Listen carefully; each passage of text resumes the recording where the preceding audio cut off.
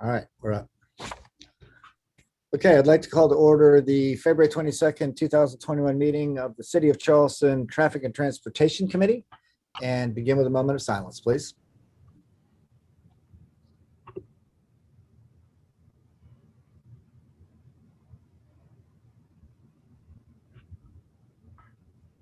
Amen. Thank you. We got a pretty big agenda today, so we're going to try to move through this as quickly as we can. I recognize that, Keith, you'd asked for some extra time today. I know that Councilmember Jackson has a committee meeting at 3, so we'll see how far we get. First order of business is approval of minutes from February 9, 2021. Do I have a motion? Move for approval. A second? I think Councilmember Del Chapo seconded. All in favor? Aye. Aye. Opposed? The ayes have it. Recognize we only have 3 voting members of this committee present today. So next is application for original certificate of public convenience and necessity for approval, Red Carpet Limousine Services LLC for limo. Chairman Seekins, Councilmember Del Chapo just dropped off for some reason. You mind to give her a chance to join back? Thank you, Keith. Probably need to do that.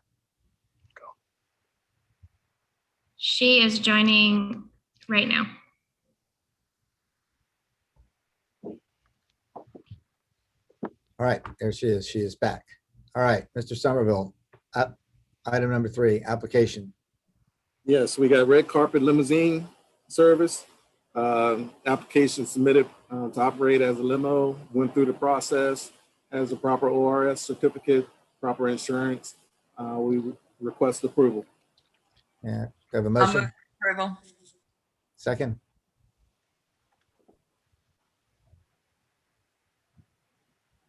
I think Councilmember Del Chapo's there. If you can hear Councilwoman us. Del Chapo, are you there? I think she's dialing in. That's what it looks like is happening. If you can hear us, just wave. Uh-oh. Oh, we lost her Oh. again. All right, I'll tell you what we're going to do. Team, let's go on to item number 4 and just do some introductory commentary. I do think that when Councilmember Del Chapo comes on, she can hear us. We just can't hear her. So we'll get back to you, Mr. Somerville, if that's okay with you, when we get another voting member. Let's go on to number 4, Mr. Benjamin, Mr. Mitchell, and or Mr. Johnson, whoever is going to take the lead on this. I'll introduce it, and then thank you for Mr. Johnson joining us from District 6. And as we talk about this, so Folly, Yeamans, and Formosa, and I know Josh will get into this, is one of the intersections that have been identified by SCDOT for signal rebuild. And in true Charleston fashion, when we get a signal rebuild, there's a process that DOT has of what they fund and support. And then anything that's non-standard, there's ways in which the city, the municipality can participate as well via our signal maintenance agreement. And so there's been a lot of questions about both of these intersections being safer for signalization and also pedestrian traffic, and also more specifically, the potential of a flashing yellow turn as well. And so there's a lot that's going on at both of those intersections, some improvements that are there. Just grateful for, yet again, a partnership with SCDOT to get something done. And so wanted to give the floor to Josh and Troy, our signals manager, to talk about the project, make sure you all were good to go, and then most importantly, ask for your permission to move forward with this financial agreement with SCDOT. All right, so Mr. Mitchell or Mr. Johnson, who wants to take the lead? Sure, I can speak to it. So this is, like Keith said, we have signals get rebuilt every so often. Whenever there's an opportunity for us to partner, the city, likes to have the mast arm upgrades and some different things that we consider as non-standard. So when there is that opportunity for partnership, what we do is we enter into a financial participation agreement where the city is paying for that kind of extra cost. So this project has been in design for a good while now and working its way through the administrative type, process part of it. And it is ready to go into the package for, a letting to be awarded to a contractor. So what I believe, hopefully, that you have seen, if this is the decision-making committee for that, is the copy of the financial participation agreement. If we are able to get the city's approval and signature on that by March the 3rd, then we should be in the June letting date for this project. I believe the city's portion of the cost is in the $150,000 range, and the SCDOT portion is in the $310,000 range. Okay, Mr. Mitchell, anything to add on top of that? Hang on, Councilmember Jackson. Let me get Mr. Mitchell in here and then we'll get to you. Josh handled it all. I mean, everything that needed to be said was said. Okay, Troy, awesome. can you speak more specifically to the benefits that are coming to those varying intersections and what's changing that's going to be improved there? I will note before you start, Mr. Johnson, that we have Councilmember Appel also on the line. He is not a member of this committee, but this is square flat in the middle of his district. So we're happy to have him follow along here, and we're going to let him ask some questions if he needs any. So go ahead. Thanks. This was one of the intersections that, as Josh said, that was chosen. This has been going on probably for about 6 years to be improved. Some of the improvements is, of course, pedestrian signals along with the flashing yellow arrow, which some of the requests came from some city council members because of its operations. It will allow left turns, movements into the neighborhood without having to wait for the protected only movements. It'll be permissive protective, and also the mast arms will be installed, which will be better suited for that area. With the flashing yellow arrow, it would also allow the intersection to operate better and maximize all of its movements. Okay, I saw that Councilmember Jackson had her hand up. I'm going to turn it over to you. I was just going to make a motion to approve the financial agreement between the city and the SCDOT. All right, so there's a motion on the floor to approve financials. I see that Councilmember Del Chapo and now the mayor on too. Do I have a second? Second. Thank you. All right, discussion. Any discussion on this? Any questions? Councilmember Appel, I'm going to go through the committee first, and I'll get back to you if that's okay. Mayor Tecklenburg, yes, sir. Mr. Chairman, and pardon me, I was a minute late signing on, so y'all might have discussed this, and I bet Councilmember Appel might want to address as well. But we did have some recent requests about beautification of this intersection, and I'd like to just share that we're still open to those considerations. We didn't want to hold up this agreement because the DOT is ready to go, and when they're ready to go, we like to move along with them. Thank you, Josh. But we would like to reserve the ability to come back and maybe have a planted median or some other beautification efforts at this intersection. Thanks. Any other questions or comments from the committee about this? Councilmember Jackson? Thank you, especially to the mayor for introducing, a topic that I think will be very well received by not only the neighborhood, but also people like myself who travel up and down Folly to and from Windermere 17. It's such a large, wide stretch of that part of Folly Road. It feels like accidents waiting to happen all the time because there's nothing, to distract you from trying to make that light that you can see in the distance. And I know people speed up to get there. So I think beautification as a, lovely traffic calming measure will be a really good fit. Any other questions from the committee? I have one question. I don't see anybody from our financial team on there, but where's this money coming from? Whose budget is this coming out of? So I could take that. We had encumbered funds from 2018 through our signal maintenance agreement. So this is not general funds or any other regular budgeted within our department. This is all from signal maintenance agreement with SCDOT. All right, so we have the money to do this. Yes, sir. And regarding the beautification and otherwise, we did, per the councilmember and mayor's request, get estimates on those various different beautifications. That's not something that, whether with SCDOT funds, whether with SMA funds, can be used for beautification. So those funds would have to come from other means to be executed. But definitely feasible aspects, whether that's the printed crosswalks like are at Wesley, or whether that's landscaped medians or anything like that. Okay. Any other questions for either Mr. Benjamin, Mr. Mitchell, or Mr. Johnson? I got one more, Josh, if you don't mind. I haven't been following along in the playbook, but do you know, or can you tell me what the speed limit is currently between that intersection and the Wapu Cut on those two directions from the Wapu Cut back to this intersection? The only reason I ask is because we had a wrestling match with this back when it was in my district over the speed limit being either 40 or 35, and I thought they were going to drop it down to 35. Did they ever do that? I think there's a No, it's segment- 45. I think there's a segment that's 35 toward the north, and then somewhere around before you get to this area is where it increases, but I'm not 100% sure on the location where it changes. Do you mind looking at that? That is a seriously traveled road, and it's clogged. I drove it last night. There's cars and people and turnouts all over, and 45 is awfully fast. Anyway, Councilmember Appel, I think probably interested in that too.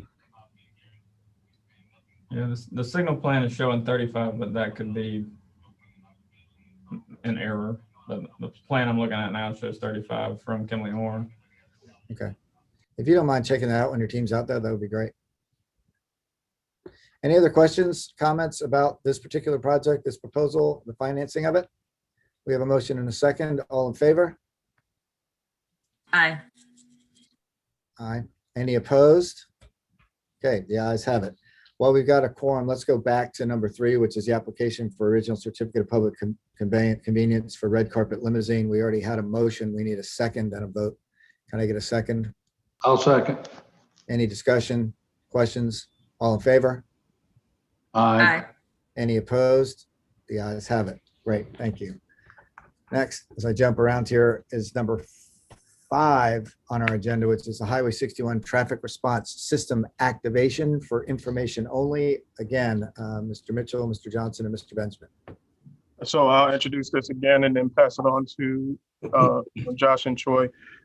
So almost 3 years ago, we had a presentation, had Josh with us, letting you all know that they were going to be doing various signal intersection improvements all throughout West Ashley. Went through the different corridors and what that would look like, new signal heads, pedestrian enhancements, crossings and otherwise that would be introduced. And so when you ride up and down some of those corridors, you'll see where those improvements have come into play. 61 was a part of that as well. And I know there's been a lot of conversation about how to improve traffic in the area. There's all sorts of different things that need to happen. There's a number of intersections we've asked for and through the county's transportation sales tax per the request of Councilman Rashili and others. But one of the things is general traffic flow and how you improve the actual signal system for that.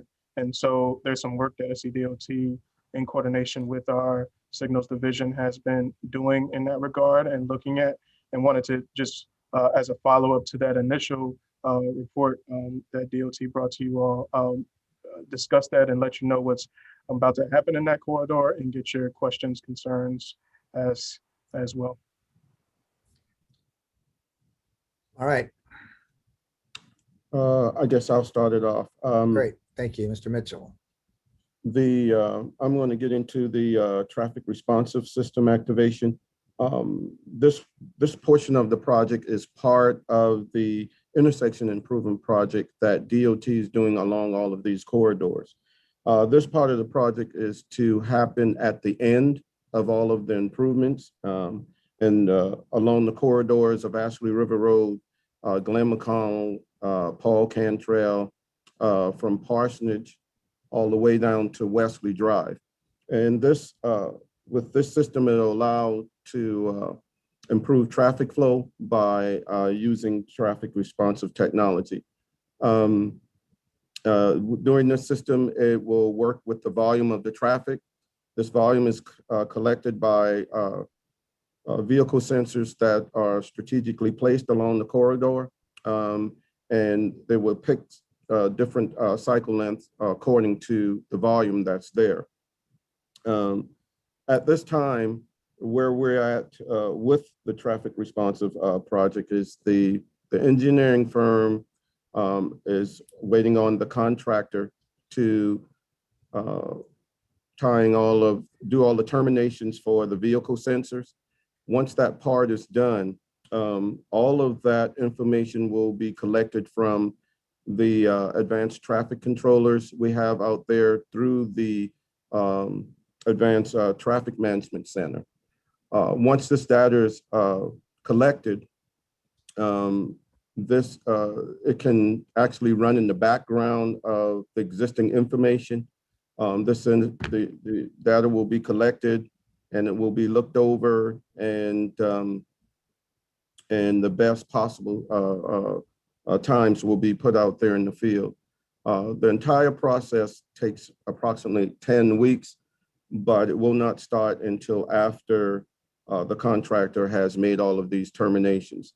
I believe on next week, I will have a schedule from that contractor to see where we are with that process. Once that's done, then we will get into looking at the timing of the signals. And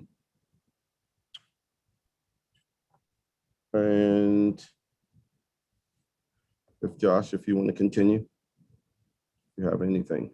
I don't have much to add on that.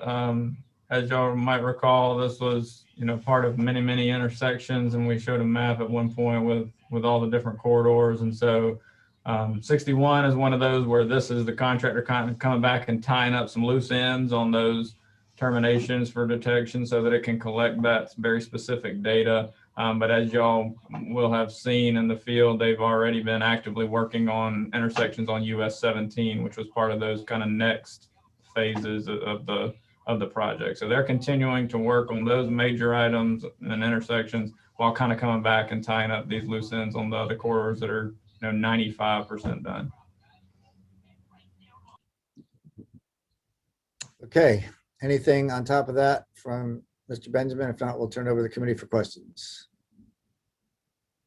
It's not, okay, Councilmember Jackson.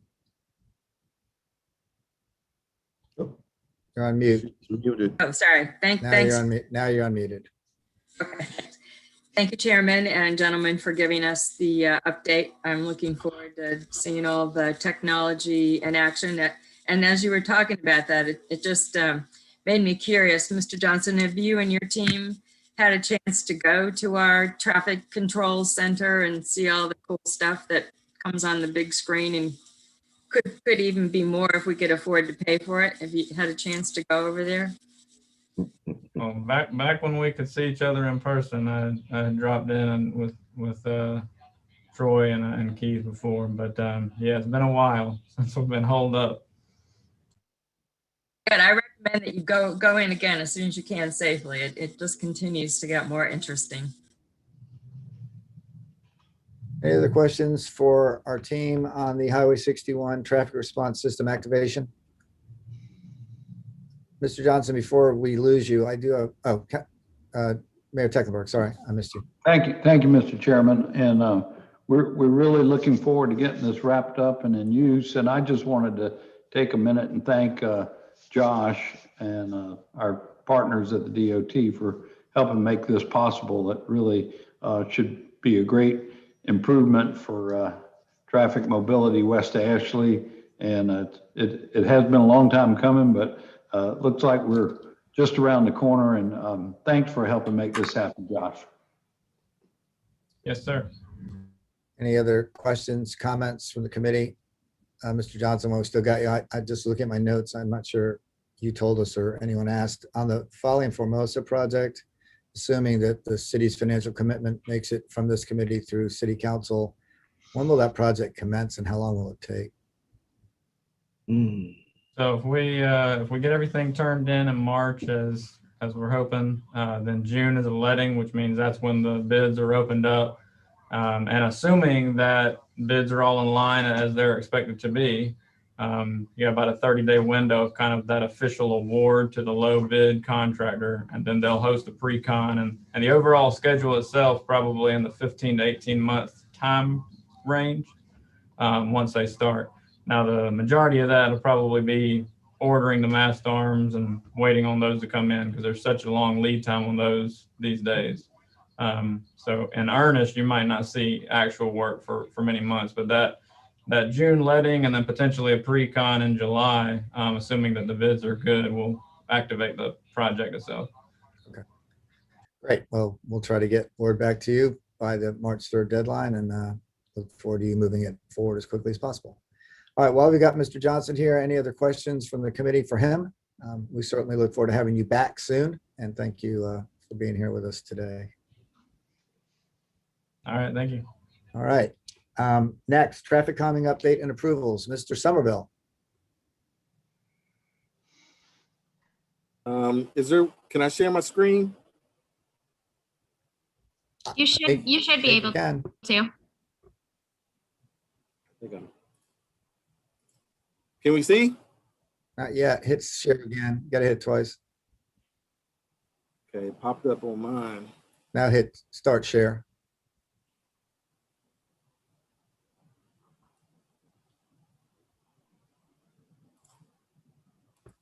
There you go. Okay, where's my folder? Can you guys see it? We can. Yes. All right.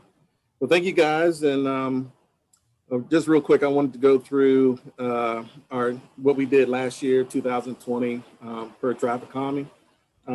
We actually installed 17 traffic calming devices.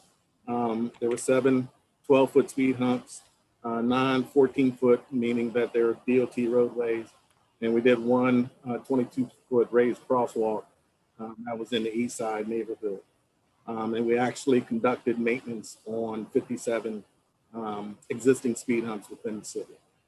So what I'm presenting to you today basically is 4 locations that were ready to go last year. That was a part of 2020 where we just didn't have the funding to complete. So we're going to move forward, request to move forward with these 4 locations that's coming before you now. So the first location I got. Robbie, you might need to right towards your right, move that sidebar out so they can see the full map. All I got is a hand.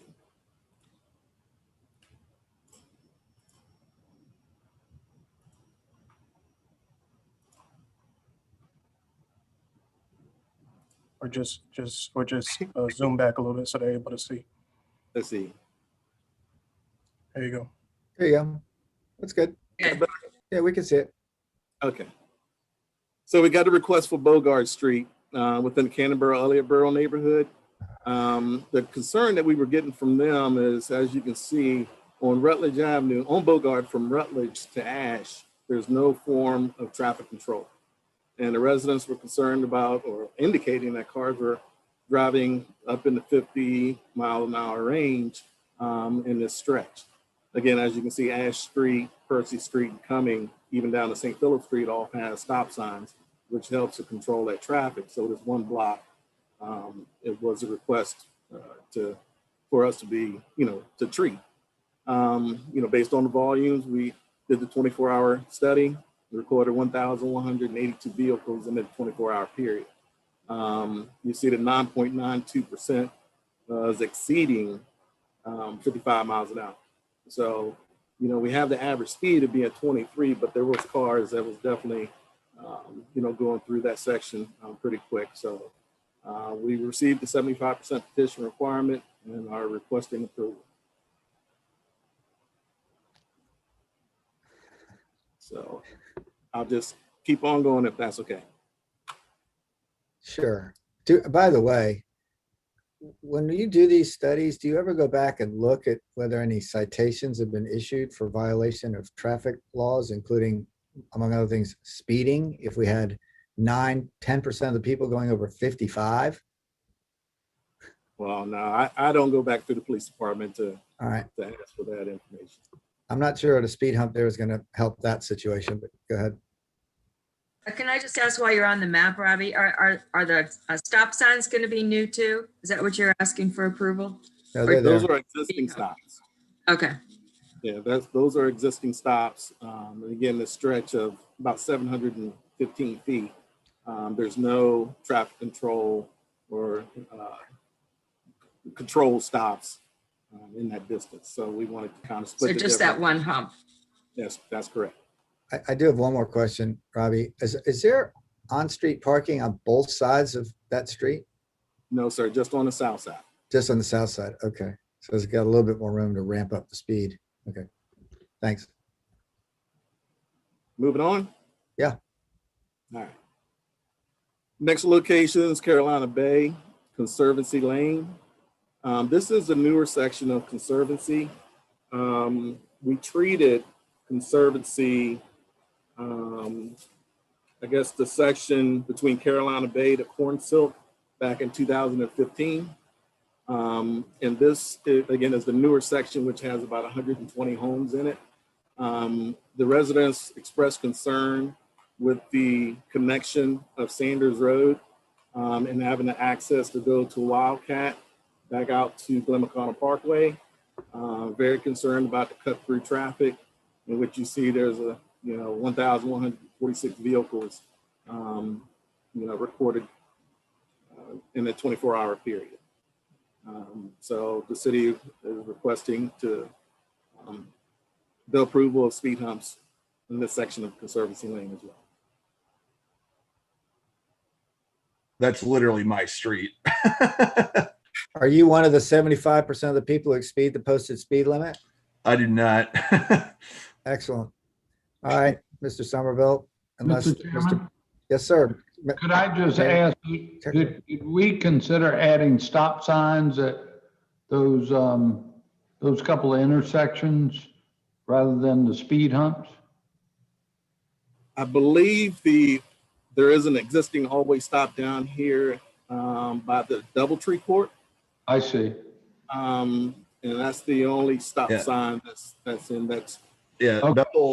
Bethel Way, which is the one that connects Doubletree to Conservancy, and then this other one at the top is Corvina Drive. Those all have stop signs, but I mean, just today, I'm literally sitting here at the intersection of Conservancy and Corvina, and I watched a car, had to have been doing at least 40, 45, just blow through the stop sign, make a left, and it looked like it was going to go up on two wheels at one point. So I think just because those stop signs are so deep into the neighborhood, people just ignore them. Gotcha. All right, just checking. Thank you. And I guess the other question, and Councilmember Brady will be sensitive to this too. If we do pass this speed hump, have we talked to whoever is going to be the lucky winner of having the speed hump in front of their house? Well, that'll be a part of the location approval form. Okay. Once the committee approves, I'll go through, double check, verify the locations. Again, I'll work with police and fire to make sure they don't have any concerns with the locations. And then I'll submit the speed hump location approval form. I can't think of her name, but the contact with the neighborhood who I worked on with the petition, I'll submit it and make sure they sign off in favor of the locations. Great. Okay. What else you got? Moving on. This is Jackson Street by Martin Park. And I'm gonna ask Keith if he can go ahead and give a little bit of background, because this was a request from the East Side Community Development, as well as Councilmember Lewis. I mean Mitchell. Mitchell. Yeah, and I'll be quick on this. We've done a number of walks with the community in this area, and actually most recently on Aiken Street implemented some traffic calming in this area. When we met with the neighborhood, the school, the housing authority, Department of Recreation, and otherwise, one of the main things that was talked about is now with the swimming pool renovated, and also with school kids in the area and just general pedestrian traffic, just making sure that Jackson Street is better designated with various different marking, signage, and traffic calming. This was a conversation we had with Ms. Gamble last year and made sure that the community was on board as well. And so we actually were able to implement a raised crosswalk speed table over on Aiken Street that connected into their park area there, and assisted with the speeding there. We wanted to do similar on Jackson Street. So this is just following up on community members' request and completing the second half of piece that they had requested last year. Have we done a traffic study and a speed study on Jackson Street? Yeah, there is a, go ahead, Robbie. I was going to say that I do not have the data for the traffic study. I believe, I know our traffic operations division did monitor this area, as well as all of America, Hanover, Johnson, but I just didn't have the data. If I'm not mistaken, our ordinance requires that in order to place a speed calming device. Yeah, and we can definitely go back. This portion here, we had multiple accidents along America that had come up. And when we were on the walk there, it was one of those added pieces that there was really no safety precautions anywhere between Meeting and Morrison at all. And so if it's the will of the committee, we can go back and do our due diligence on bringing a more updated study specifically for Jackson Street and not just America. Yeah, because a lot of the concern was the pedestrians mid-block crossing. They were just crossing in the middle of the street and concerned about, just some form of traffic control to just slow motorists down with the number of kids that are passing back and forth to the park. I totally get that. And I couldn't be more in favor of doing as much as we can to calm traffic in any place where there's people crossing, particularly children. We have a number of places in the city where this is an issue, not just here. And I just hope that we are thinking about, in terms of resources, the ability to do this type of traffic calming without going through the ordinance process where needed. I mean, I put up Bennett Street as a perfect example, the corner of Bennett and Rutledge. It took us 8 years to get traffic calming there. Berry Street, we still haven't done it. So anyway, I just think once we set this precedent, we just better be ready to defend it and put it in other places that are needed too, particularly in light of some recent events in the city of Charleston. Yes, sir, Mr. Mayor. Just curious. I always try to figure out where I am on the map. Is this showing the old bridge on there? Yes, sir. Yeah. Okay. Been gone a little while now. Okay, thank you. We're catching up slowly, about 12 years behind. Mr. Chairman? Yes, Councilmember Jackson. I would agree with the topic that you're raising, that if we can have a different precedent. So is that something that we do have knowledge of? Is there another way of handling this that we should be putting on our agenda for future discussion and agreement, or what would be the process? That's a good question. It seems to me we either go amend our ordinance and just have a community buy-in requirement of some percentage of the people who live in the vicinity signing off on it, or the association coming in and verifying that it is wanted by the community.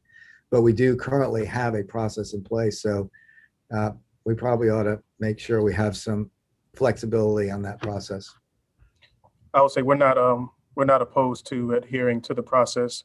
Like I said, this was an outstanding item of a community walk that we had done in the area, and definitely yield to doing the prerequisite speed aspects there. We did that for Aiken Street, right?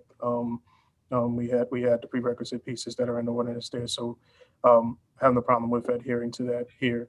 I was going to leave it to the end of the meeting, but end of this presentation, but we'll say we are looking at coming to you all with a different process for how to handle the traffic calming program, not necessarily around the checkbox approvals, because I do think community buy-in, looking at studies and otherwise, are quintessential, but primarily in terms of when we receive requests. The process that the county currently uses of having, that a certain time period where citizens can put and municipalities can put in their requests, then they get reviewed and then funded and implemented. Although traffic calming is quicker to get implemented, we think following that line would be better than currently just taking up requests as they come that may or may not have all the prerequisite aspects to it. So we're trying to review that now. And definitely will be coming back to you with that. We're also taking a look at our actual marketing documents and are working with the Civic Design Center for a more seamless pager that could be useful for citizens, which we'll present to you all as well. So I'm definitely, I'm comfortable with what's within the ordinance process of approvals. If you all's will is to change that, we will adhere and respond. But I do think specifically around when and how we receive requests and the evaluation of that, I think that can be much more streamlined instead of kind of how we get it now where, we might get 2 here and not hear anything for a couple months. Instead, have a set time where citizens know that they need to get back to the city with their prerequisite documents we can review, and kind of in the ways that we've currently started over these last 2.5 years, bring to you a bulk of projects that we want to implement, get your approval on that and the maintenance, and then go from there. Mr. Chairman, I totally agree with that. I think as much of a advertised process as it can be, and certainly with the way that our neighborhood services is beefing up their communications and customer assistance to neighborhoods, it only makes sense. I mean, why should we have ad hoc requests that we pay attention to, and then the next one comes around and we don't have any funds left? So I totally agree with the way you're going on that, Mr. Benjamin. So I look forward to being able to, react and agree with what you're going to propose to us. Yeah, Keith, I think the manner in which you bring these to us as our director is clearly up to you. I just think we just make sure we meet the basic requirements so we don't have any questions put out on us. Understood. All right, I think we got one more. Am I right? Yes, sir. Back in Carolina Bay, we got Amber Hill Way. The concern we were getting from the residents is the C.E. Williams Middle School. There was a concern about the cut through traffic and, the parents just driving through the neighborhood to get to the school. We've also received emails about Pleasant Hill Road, as well as this Pixley Street, where the residents again is inquiring about traffic calming. But we did the 24-hour study on Amber Hill Way, which the volume was 398, which the requirement is 350. The average speed was 25 miles an hour, but it had 45% exceeding that posted speed limit, and that's 0.85% traveling in excess of 55 miles per hour. Councilmember Brady, do you care to comment on this one? Yeah, no, I mean, it's near the entrance to the neighborhood, so the cut through aspect's not surprising. But with the new C.E. Williams open over on Sanders Road, so I'm wondering how much traffic is currently cutting through to the old middle school site, which our friends at the school district have said eventually will get remodeled to become a new school, but I don't know if it's currently being used for that purpose. Okay, those all of them, Robbie? That's all the new requests. Yes, sir. Do we have money for them? Yes. And if you want me, I can continue on to our maintenance plan, which will provide you with a cost estimate on the new installs versus the plan for maintenance, and let you know where our balance is. Do we need to have a motion and a vote on these 4 to get you approved to do them? I think, as I recall, this committee actually needs to vote, but city council doesn't. Yes, sir. All right, so can I get a motion? I guess we'll take them as a group. Can I get a motion for these So 4 moved. traffic calming? I'll second. Any discussion? Yes, sir, Mr. Benjamin. I was about to say you had raised a concern about one. Well, I was going to talk to that in a second, but I can't see everybody at once. I'm just going down. I see Councilman Del Chapo and the mayor on the next screen. Any questions from y'all or comments about any of these 4? I would like to amend the motion, if y'all don't mind, to just add in on the Jackson Street, that you do go in and fill in with the compliant study of that road so that we have the traffic data to back it up. Is that acceptable to I this accept committee? that. I accept that amendment. Same. All right. So as amended, we have 4 speed calming devices on the agenda. All in favor? Aye. Aye. Opposed? I'm going to vote nay on Line Street and aye as to the other 3. All right. All right. What's next? Sorry, Councilmember, Councilmember, are you saying Bogard Street? Pardon me. Sorry, Bogart Street. I kept calling it Line Street. Yeah, Okay. okay. thank you. My bad. My bad. All right, Okay. Mr. Somerville. Yes, this is Emerald Forest Parkway. This is a part of our maintenance plan. These humps were installed in 2005, and just over time, they're basically deteriorated. They're going to be a full rebuild, so they will be at full cost just to get them back up to the standard. And from there, we have Country Club. Again, Country Club was treated in 2009, but we have one hump that's located at number 20 that is just, for some reason, I don't, the asphalt just didn't adhere properly to the existing asphalt, but it's in major need of rebuild or repair. And we want to act on that as soon as possible. And from here, basically I broke down the listing with the approval of the 4 speed humps. We're at a cost of $29,709. Counting the 2 rebuilds, we basically have $37,683 spent on new or full rebuild installations. The maintenance plan, we're working through 2003, 2004 locations, where I have 45 locations in various neighborhoods, putting it at 33,750. So that leaves me at 70,000. That's $71,433, leaving a balance of $40,067 for the remainder of this year. Okay, I don't think we need to take any action on the maintenance side of things. That's just y'all's job, right? That's correct. Yes, sir. Yes, sir.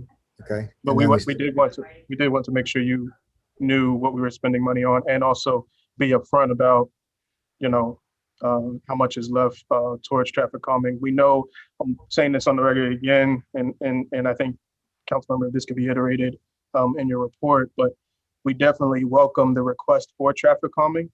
It makes it easier for us to act on it when that constituent is coming with that request and the petitions. Right. We want to make sure that community is bought in and they're ready to go, and then do all the prerequisite stuff before coming to you. So we are sitting on a number of requests that have come to us, but they've just come as a citizen request. They have not come with the neighborhood buy-in. So that hasn't triggered us to do our due diligence on the study side to then present to you for potential funding. So that piece, I think, is an important part to stress, because we are getting requests. They're just coming without the neighborhood buy-in. And just as the mayor indicated, some of the requests we're getting with a petition, we don't want to look only at speed humps. We're looking at other things that we can do, maybe, stop signs or high visibility crosswalks or other forms of traffic calming that we can implement that may work better than just installing speed humps. All right, any questions from the committee on the maintenance side of the speed hump presentation, traffic calming device? Mayor Tecklenburg. So I see this sheet up. These are maintenance items that you're not rebuilding, and I'm sure that could involve various things. The one thing I notice, and I know I'm not an exception, is coming upon speed humps where the paint is completely gone. And, you know, I guess there might be a sign there, but sometimes you don't notice the sign and you wish you would slow down a little bit, but is part of the maintenance you described to redo the paint? And do y'all kind of look at that specifically? Because it seems like there are a lot of humps out there that could just use a fresh stripe of paint on one side or the other. Really, this is what the maintenance is. It's a recoating and stamping of the existing speed hump. They charge us $750 per traffic calming device. So these are going through and, you know, in a sense, freshening up the existing speed humps with new markings. Mm-hmm. Okay, thank you. Any other questions from any member of the committee? Hang on a sec, I've got you on the vertical here. So, okay, Council Member Jackson. This is just for my own edification and maybe somebody else, but I know now we've got $40,000 left for the year. And I was just told about a serious, but you know, increasingly serious public safety driving situation down on the south part of James Island, where Secessionville, that passes a lot of my district development subdivisions, that then those people usually head south on Secessionville and hook into Grimble Road Extended, which basically is a farm road. I mean, it's paved, but it has never been upgraded beyond the capacity that it had when it was just carrying, you know, local, very local dispersed traffic. And then those people usually head out to Folly Road to the south or the north. And the gentleman who lives literally right on the corner said that it's come to the place where he has he lives with his aging mother, and he doesn't let her go to the mailbox anymore because people come around the curve, hug the curve because they're exceeding the speed limit for going into the curve. And he would like, you know, to talk about a speed hump. I know that's 100% SCDOT owned road. And I told him that, you know, I thought we would have to get our state representative involved, which is what I did over the weekend.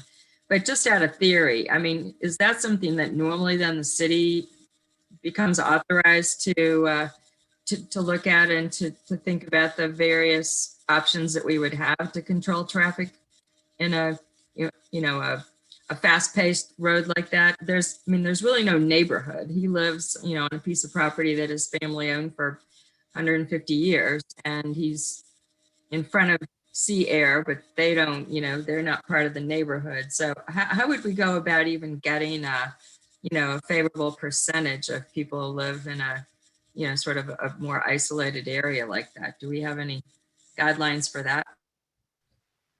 I know that's going to be a tough one because of the volume on Secessionville Road. You know, traffic calming, one of the DOT requirements is it has to have less than 4,000 vehicles a day on the street. And, you know, Secessionville is a pretty heavily traveled road, kind of a collector road from, you know, Foley over to Fort Johnson. And that's going to be one issue. And I'm not for sure, but I think the speed limit might be posted at 35 miles an hour. Yeah. And I don't know if Josh is still on the call, but again, the DOT requirements has got to be less than 30 miles an hour for it to be considered to have speed humps. It might be some other form of traffic calming that we could work with the DOT on, but with the volumes, I think that's going to be hard to get past the DOT requirements. One suggestion I would say, Robbie and Councilmember, is if you can send us over, if you have an email request, send it over to Robbie and I. Robbie, if we could get that over to the traffic team at CPD, similar to what they've done for us before, they can actually sit somebody out there and actually do the counts and the clocks for us to see what's real out there. And you know, not doubting it, but that information would be helpful for then going to DOT and saying, hey, what can happen here? It's always good to go to DOT with some data and then kind of go from there as to what they would permit and might not actually require utilizing of our small amount of traffic calming funds and might be able to lean into, DOT doing something in the area. But like I said, I prefer to go to DOT with some level of data with such a request. So if you don't mind sending that over our way. No, I'd be happy to. And I'm sorry to, sort of hijack the conversation. It just occurred to me that, we need sort of that, framework on how to proceed in a situation like that doesn't fit the mold of all the developments that we've just been looking at with you now. So thanks for letting me ask the question. I'll definitely send it to you. Thanks. Any other questions from any other member of the committee? I've got one really quickly, Mr. Benjamin or Mr. Somerville. As you're looking in the future at maintenance, and what actually prompted me to think about this was the conversation about following Formosa, have you looked at, when you go in doing maintenance, in shaving down any of some of the speed humps that we've got in neighborhoods that are pretty pointed and tall? And the reason I ask that is I remember we had conversations about Stalker and about Beverly and that whole area in Burns Downs back when Chief Brack was the fire chief, and those have really high, steep, pointed speed humps that present, among other things, an issue for our public safety teams going through there. So I don't know if you all have looked at that, but it probably would be something we ought to look at. We kind of get a catch-22 when it comes to that, because I believe in Burns Down, I want to say it's Campbell Drive, I looked at it, and some of the residents came out and actually said that, leave them up, leave them high, we want them to slow down. They come through here too fast, we don't want them lowered. That's only going to increase their speed. So they're mini mountains, some of those in there. And I just think our fire team, probably worth at least talking to Chief Curia and see if they've got any issues with those. Yes, sir. Well, Councilman, the only other piece I had in there is that's why I really, and you've heard me say this before when we've spoken privately, I think we need to go back to what was initially outlined in the framework of traffic calming when it was introduced to the city, and it wasn't just speed humps. There's a number of different things. And Right. So we're trying to assess internally, and that's part of what we do want to present to you, what's feasible within our existing budget, but obviously what could be of the future. We don't know whether or not it's feasible yet, but there's a location right now that we're looking at whether or not, instead of looking at speed hump or looking at stop signs, if a mini traffic circle can work because of the oddity of the streets that are there. The fact that we own both of the streets, right? So having to go to DOT and get approval. So just trying to think through other ways in which we can address slowing down traffic, making things more friendly to all users, but the answer not always being a speed hump. Right. I think we have to be upfront about that and think through that too. So lots of work on there. Great, thank you. All right, anything else on the maintenance side of the speed humps, which I do not believe needs action by this committee, just for information? Okay, thank you very much. Next is our director's update. I'm going to ask that we move through this pretty quickly because I know we're going to lose 2 members of our committee in 3 minutes. So I don't have too much to update you all on. The main thing that I did want to, and Josh was on earlier, we had yet again 2 incidents in the last week or so, and we can't just pass over those that we're losing in the public right of way and just move like it's regular. And so there's a lot of due diligence that we still need to do, a lot of progress that we've made.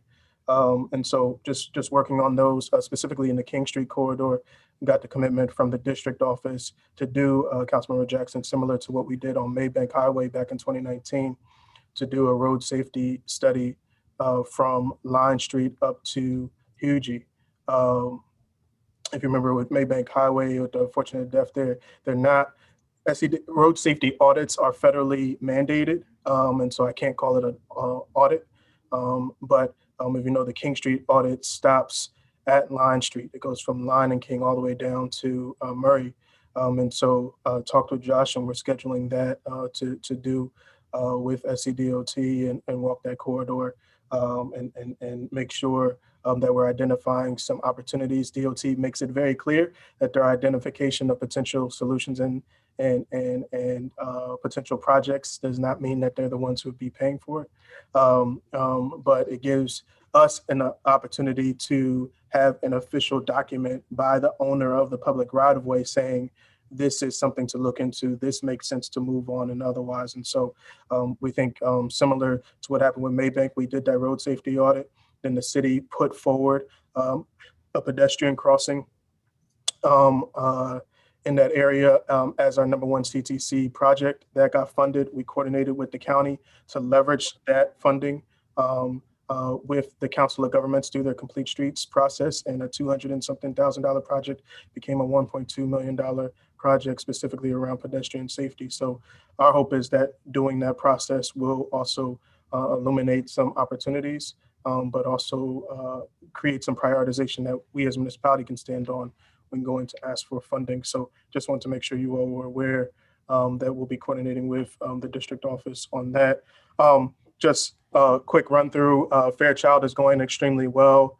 And if this weather can get better, we'll definitely be finalizing that and activating that signal, right, Troy, and getting that up and going. Brigade Street is moving very well too, and we're excited about that project and what exactly that's going to look like. A lot of the follow-ups around that are with markings, and so all that needs weather, high temperatures, and otherwise to be able to get done. Camp and Folly, we're continuously working with the consultant, should have an answer of what can proceed by the end of this week, and what changes can be made. Again, I think the biggest thing there is we don't, one, want to negatively impact Folly Road, and two, create a scenario where we'll be obligated to do a corridor study, which we do not have the funding for. So we're trying to figure out how to find that compromise space from a timing perspective. Harborview and Folly, we talked to the Council of Governments today. They just sent over in the last hour their CAD forms for the right-of-way to our staff. So we'll get a chance to take a look at that, coordinate with SCDOT with their commitment to provide the materials and otherwise to make that area happen. And then the other thing I wanted to request, and spoke to the mayor about this as well, there are two individuals who are on our Bike and Pedestrian Advisory Committee that we're asking to reappoint, but we do have some open seats on that committee. We definitely welcome your recommendations for those to be on. We have one individual that I got a chance to speak with that we definitely want to welcome on, but we have 3 or 4 other open seats. Then we welcome any and all citizen, stakeholder participants to be a part of that. If you have somebody, definitely send them my way with their resume, and I'll have a conversation with them so they know what the committee is about and engage their interests, and then go from there. They've really been active committee, and definitely want to continue that. But those were the quick updates that I had. Happy to take questions or other things that you all need us to pay attention to. Any questions for Mr. Benjamin? Okay, I did see we had another resignation from Bike Ped today. Mr. Saltzman is moving, so we got another opening. So if you all know anybody who wants to serve on the Carl Brady Memorial Bike Ped Committee, please send them along. It's actually a pretty good committee. We do a lot of work. We actually have had some successes over the course of the last year. So I was gonna say, I got to cut my teeth on it. That's how I ended up here. yeah, that's right. So yeah, excellent. One other thing. Anything else from the team? I know that there's another committee right on the back of this that the mayor and Councilmember Jackson need to go to. So unless there's anything for the greater good of this committee in particular, we're going to sign off. Mr. Benjamin, if you're not too busy, can you call me real quick? I've got a question for you about something we can talk offline about. Yes, sir. Thank you very Awesome. much. Great. Thank you all very much. Thank you. Talk to you all soon. Thank you, everybody.